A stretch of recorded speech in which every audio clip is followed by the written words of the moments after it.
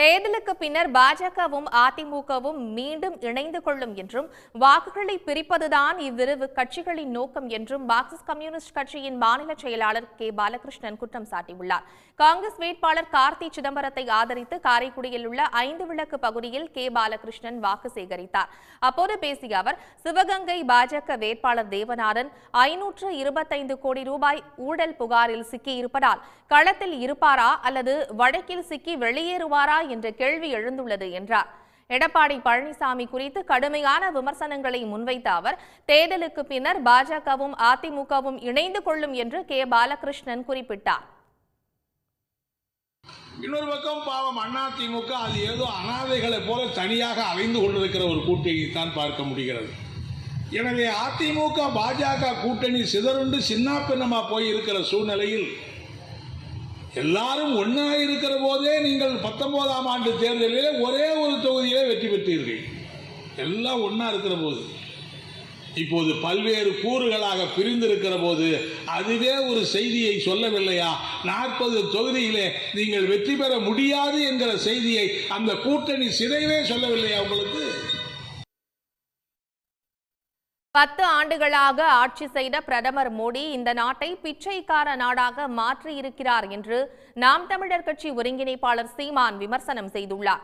ஈரோடு மக்களவை தொகுதியில் போட்டியிடும் நாம் தமிழர் கட்சி வேட்பாளர் மருத்துவர் கார்மேகனை ஆதரித்து சென்னிமலை பகுதியில் சீமான் பரப்புரை மேற்கொண்டார். அப்போது கடந்த 10 ஆண்டுகளில் கொண்டு வந்த ஏதாவது நலத்திட்டங்களை பற்றி பிரதமர் மோடியால் பேச முடியுமா என்று கேள்வி எழுப்பினார்.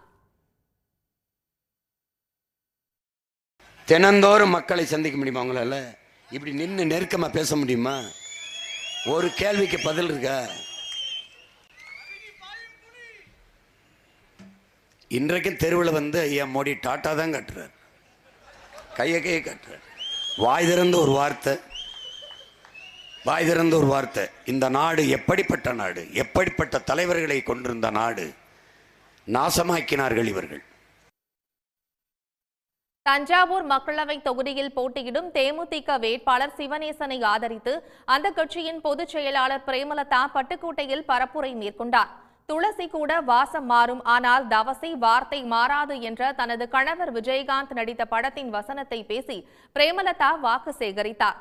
விலைவாசி ஏறியுள்ளதையும் அவர் சுட்டிக்காட்டினார்.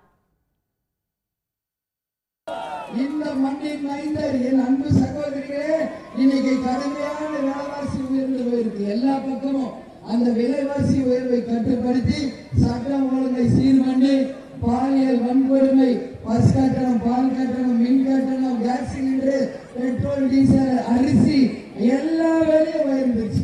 1 இல்ல 2 இல்ல. இன்னைக்கு விவசாய மக்கள் வறுமையில இருக்காங்க. இந்த மக்களவைத் தேர்தலில் தப்பித்தவறி பாஜக வெற்றி பெற்றுவிட்டால் இந்த நாட்டில் நடைபெறும் கடைசி தேர்தலாக இது இருக்கும் என்று அமைச்சர் மெய்யநாதன் எச்சரித்துள்ளார். திருச்சி நாடாளுமன்ற தொகுதியில் திமுக கூட்டணி சார்பில் போட்டியிடும் மதிமுக வேட்பாளர் துரை வைகோவை ஆதரித்து சுற்றுச்சூழல் துறை அமைச்சர் மெய்யநாதன் பிரச்சாரம் மேற்கொண்டார். தொகுதிக்கு உட்பட்ட புதுக்கோட்டை மாவட்டம் கூழையான் விடுதி உள்ளிட்ட பகுதிகளில் அவர் வாக்கு சேகரித்தார். பாஜக மீண்டும் வெற்றி பெற்றுவிட்டால் ஜனநாயகத்தை குழி தோண்டி புதைத்து விடுவார்கள் என்று அமைச்சர் மெய்யநாதன் எச்சரிக்கை விடுத்தார். திருச்சி தொகுதி மதிமுக வேட்பாளர் துரை வைகோவுக்கு தீப்பெட்டி சின்னத்தில் வாக்களிக்குமாறு கேட்டுக்கொண்ட அமைச்சர் மெய்யநாதன், நம் நாட்டில் உள்ள 130 கோடி மக்களையும் காப்பாற்ற இந்தியா கூட்டணிக்கு வாக்களிக்க வேண்டும் என்றார். உடனுக்குடன் செய்திகளை தெரிந்து கொள்ள சன் நியூஸ் பெல் ஐகானை கிளிக் பண்ணுங்க.